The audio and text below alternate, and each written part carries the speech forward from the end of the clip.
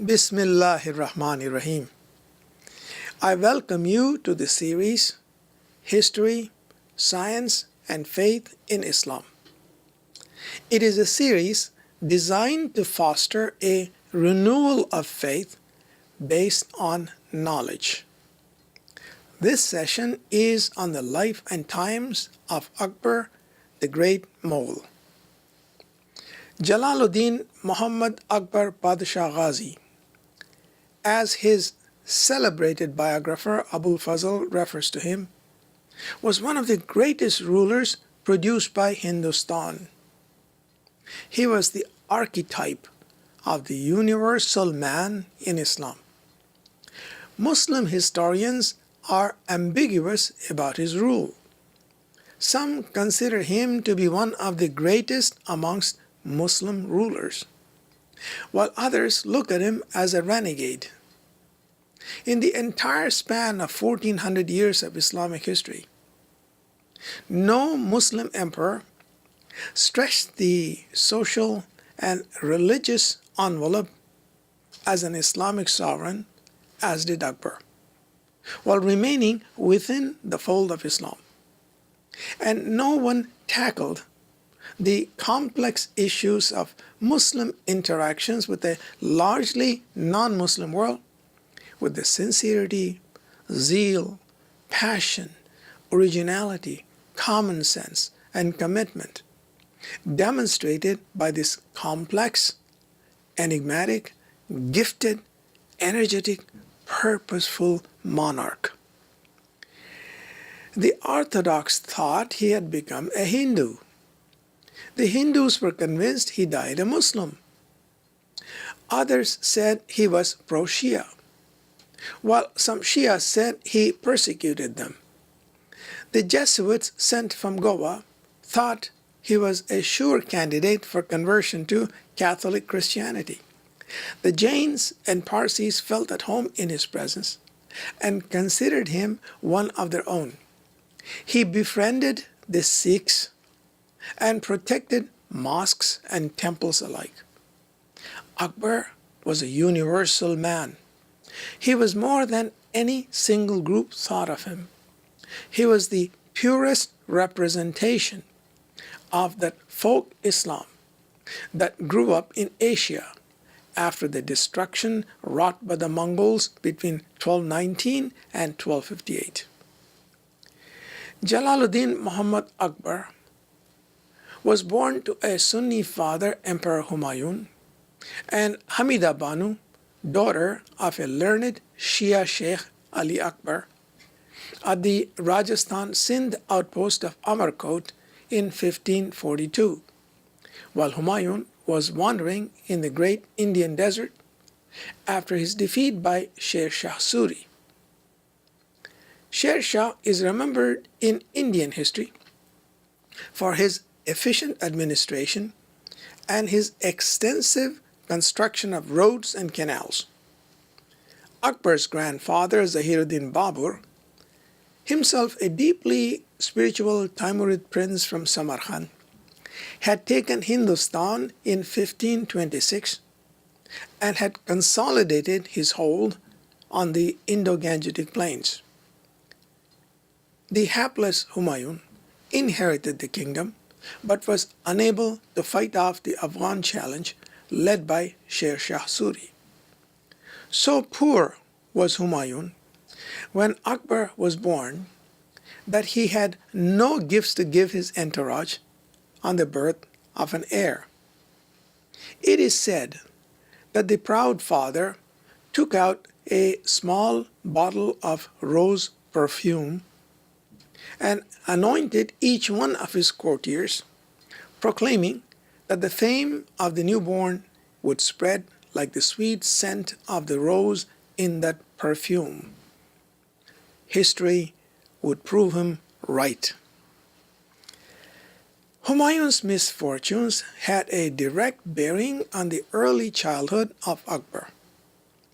In Afghanistan, Humayun tried to reclaim Kabul from his brother Kamran, but lost the skirmish.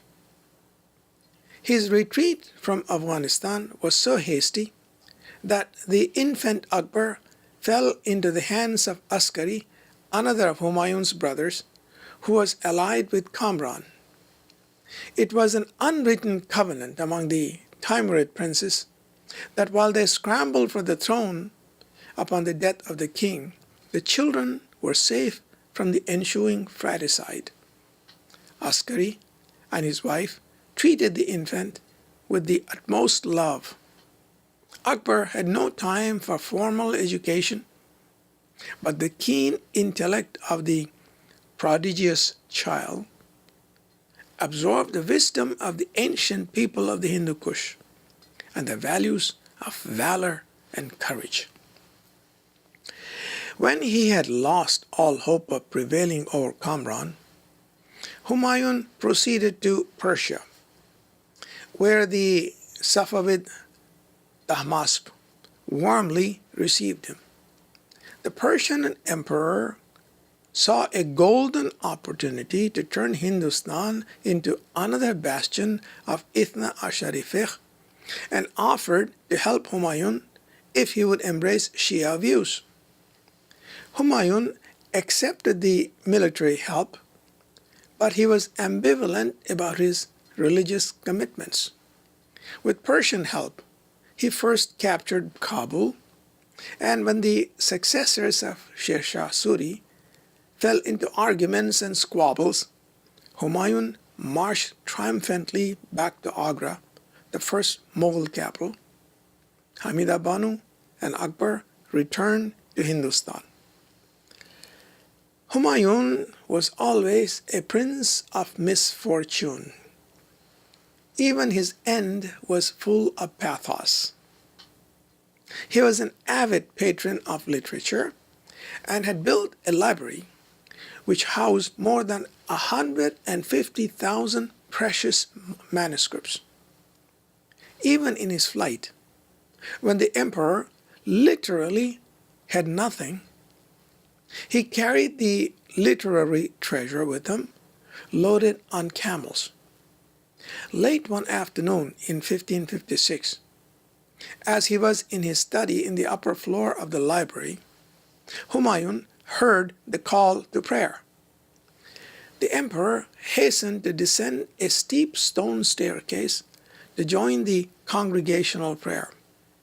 He slipped, his head hit a stone, and the following day died from head injuries. Akbar was only 13 when he ascended the throne. A key decision made by Humayun played a crucial role in the early life of Akbar. He had appointed Bairam Khan, a loyal and trusted friend, as Akbar's mentor and wali, meaning protector. When Humayun recaptured Agra, Bairam Khan rose rapidly through the ranks and became Khan Khana, meaning prime minister. The capable and loyal Bairam Khan meticulously carried out the initial consolidation of the empire, defeating a determined challenge from the Afghans led by an Indian general Hemu, and successively captured Agra, Gwalior, and Jaunpur. Bairam fell victim to court intrigue. Akbar retired him, gave him a generous pension, and sent him off to Mecca for Hajj in 1560. The following 2 years marked a brief period of ascendancy for Adham Khan, a foster brother of Akbar, but when Adham became tyrannical, Akbar had him eliminated and assumed direct control of the affairs of the empire.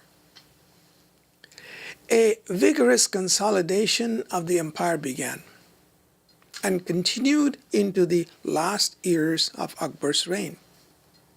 Malwa, Chittor, Ranthambore, Gujarat, and Bengal were added to the empire.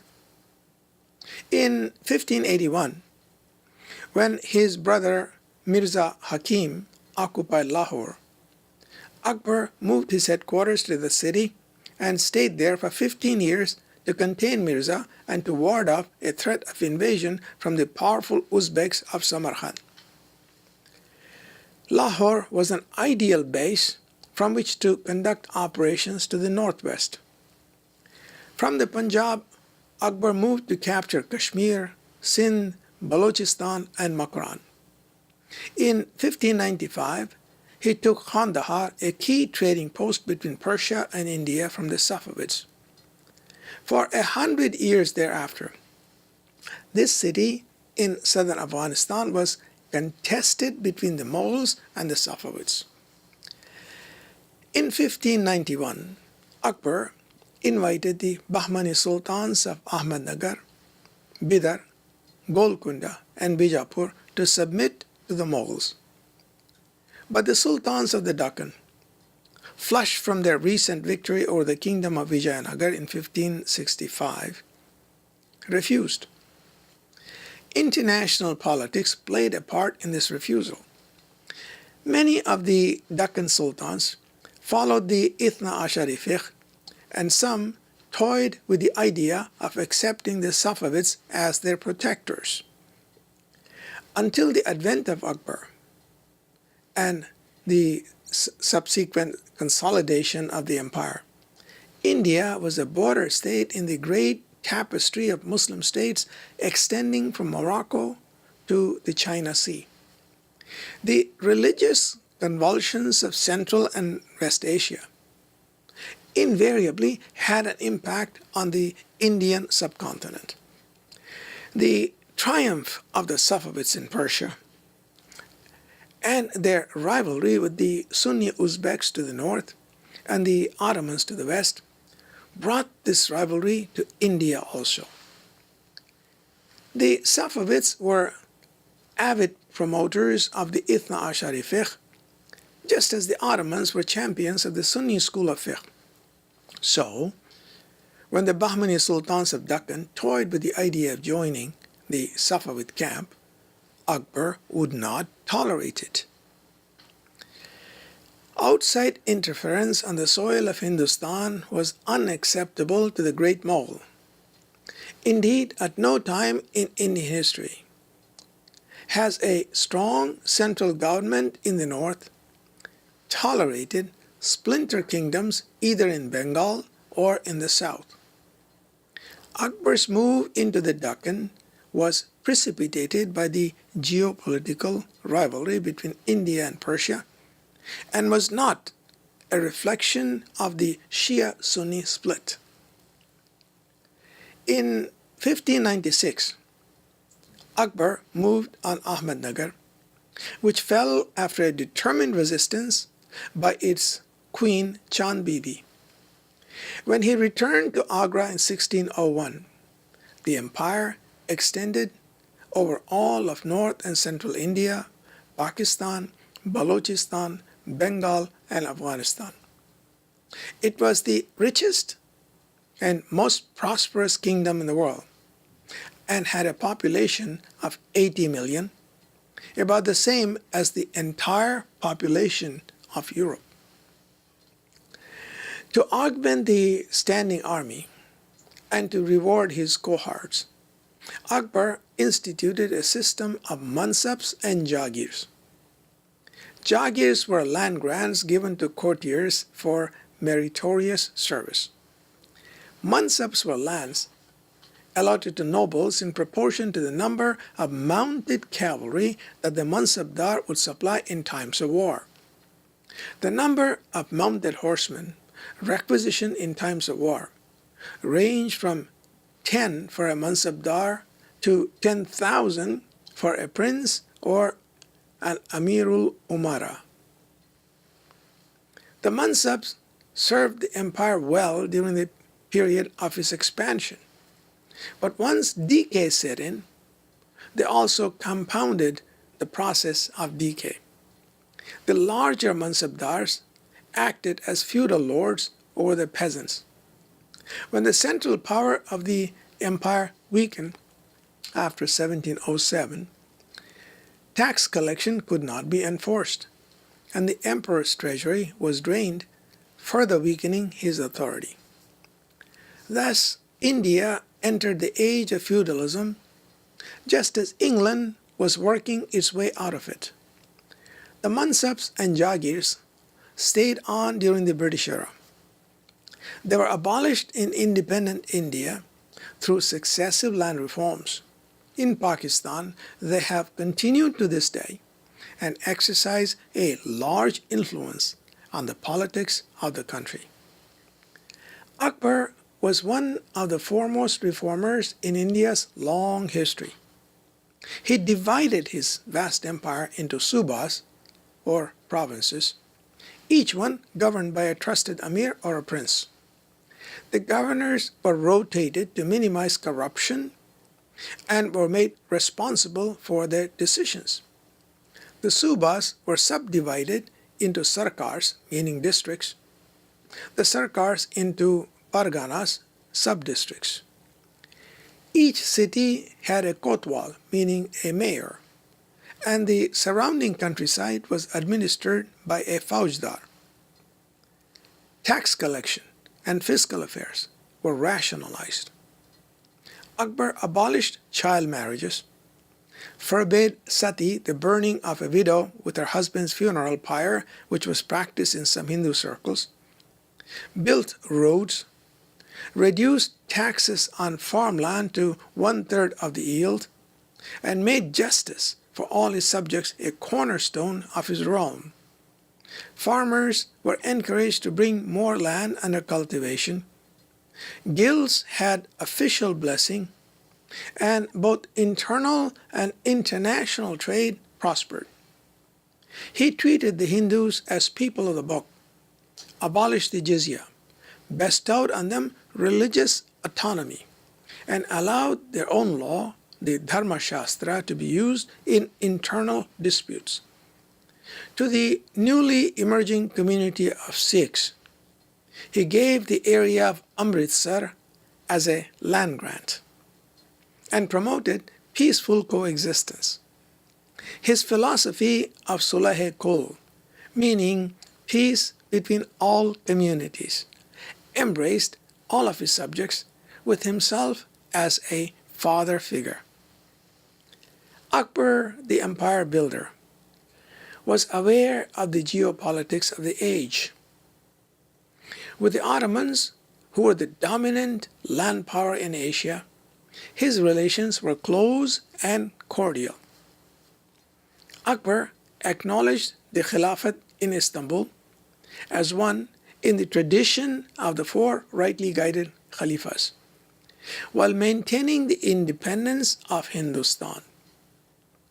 Relations with the Safavids of Persia were strained because of warfare over the control of the important trading center of Kandahar in southern Afghanistan. Kandahar was captured by Akbar, but was lost to the Persians during the reign of Jahangir. Akbar had a working relationship with the Portuguese, who saw in him a possible convert to their faith. The Portuguese dominated the Indian Ocean, and their goodwill was required to guarantee safe passage for pilgrims to Mecca. Akbar's method of managing geopolitics was through matrimonial alliances. Of Akbar's wives, one was a Rajput, one was a Turk, and one a Portuguese. In 1562, at the age of 20, Emperor Akbar married Princess Jodhabai, daughter of Raja Bharmal of Amber in Rajasthan. This was a benchmark not only in the administration of the Great Mogul, but also in the larger global history of the Muslim people. Jodhabai was the mother of Emperor Jahangir and was the queen mother of Hindustan during the reign of the Great Mogul. From a political perspective, the issue before the Delhi Sultanate since its inception in 1205 was its relationship with the people of Hindustan who were predominantly Hindu. The first invasions had brought but a few Turkomans and Mamluks into the subcontinent. Their presence was a thin veneer which masked the gigantic edifice of India. There was little participation in the imperial administration from people of Indian origin, either Hindu or Muslim. Alauddin Khalji, who died in 1316, who was perhaps the most far-sighted sultan in pre-Mughal India, opened the doors of employment to Indians. However, the empire still suffered from a basic flaw in that it was a rule by coercion rather than by consensus. The Khalji Empire, which embraced the entire subcontinent, lasted only a generation, that's between 1290 and 1320, followed by the Tughlaq Empire, which had a similar brief tenure. During the rule of Muhammad bin Tughlaq, who died in 1351, the empire disintegrated, with independent kingdoms emerging in Bengal, Gujarat, Vijayanagar, and South. Subsequent sultanates of Delhi, such as the Lodhis, were mere shadows of the great empire of Alauddin Khalji and were limited to Delhi and its surrounding regions. Akbar was cognizant of this terminal defect and sought to redress it. Sher Shah Suri, who ruled between 1540 and 1545, had provided a good example, and Akbar sought to build on it. The highest posts of the government were open to all of his subjects, whether they were Hindu or Muslim, or came from Afghan, Persian, or Indian backgrounds. His empire was a meritocracy, and he promoted men of talent wherever he found them. While the two brothers, Faizi and Abul Fazl, were prominent courtiers, so were Raja Todarmal and Raja Man Singh. Todarmal's organization of the fiscal affairs of the empire lasted well into the 19th century until the British replaced it. Man Singh served as the commander of the armies during several missions and also as governor of the predominantly Muslim provinces of Kabul and Bengal. Akbar, a product of Sufi Islam, had no difficulty with classical Indian arts and became an avid promoter of Hindustani music, classical dances, and Hindustani literature.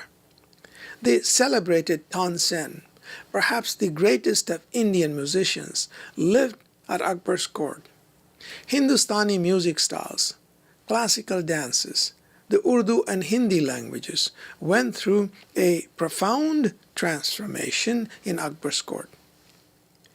The emperor's reach to his subjects transcended the mere affairs of state. Through his marriages to a Rajput Hindu princess, a Turkish Muslim noblewoman, and a Portuguese Christian, he sought not just to lay the foundation of an Indian empire, but also to transform the very essence of Muslim interaction with non-Muslims. Not until the Turkomans entered India, that's 1191 onwards, did Muslims face the gut-wrenching issue that millions of Muslims face today. What does it mean to be a Muslim in a predominantly non-Muslim world? During its classical age, Islam had come into contact with the Jews and the Christians. But interactions with these two faiths were relatively easy. They were accepted as people of the book. Interactions with Persia were also comparatively easy because most Persians accepted Islam early in Islamic history and were absorbed into the mainstream. In India, they met up with the ancient Vedic civilization, and the answers were not that easy. During the zenith of classical Islamic civilizations, in the court of Harun, who passed away in 809, and Mamun, who passed away in 833, Hindu scholars had arrived with their books of astronomy and mathematics and had participated in the translation of these books into Arabic. But these interactions were academic and limited to the men of science and culture. When the Turkoman territories extended to Delhi, the question of interaction with the Hindus was not merely academic, it became the central political issue. The difficulties of accommodating the ancient, non-Semitic religions of Hindustan were compounded by the disaster of Mongol invasions. Genghis Khan's invasions produced a sharp discontinuity in Islamic history. The great centers of learning, which had housed scholars of repute, were no longer available to provide answers to pressing issues. Cultivation of the sciences of fiqh had essentially come to a halt sometime after the death of Imam Hanbal, who lived between 780 and 855.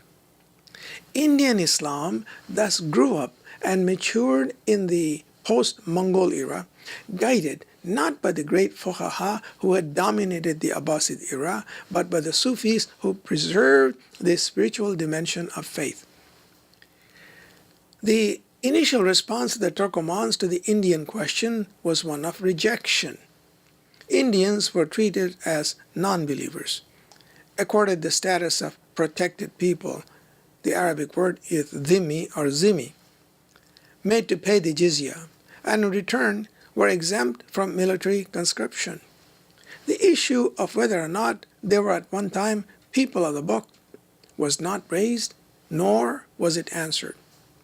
The arrangement served the Delhi sultans well because in their perennial warfare they needed cash, and jizya provided a source of ready cash. This also explains why the sultans made little attempt to propagate Islam, since that would reduce their tax revenues. The attempts made by Emperor Alauddin to bring Indians into the realm were purely administrative. The fundamental issues of religious compatibility were not addressed.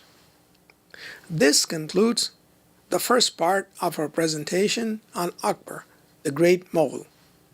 In the next session, inshallah, we'll continue with the achievements of this remarkable emperor. Assalamu alaikum wa rahmatullahi wa barakatuh.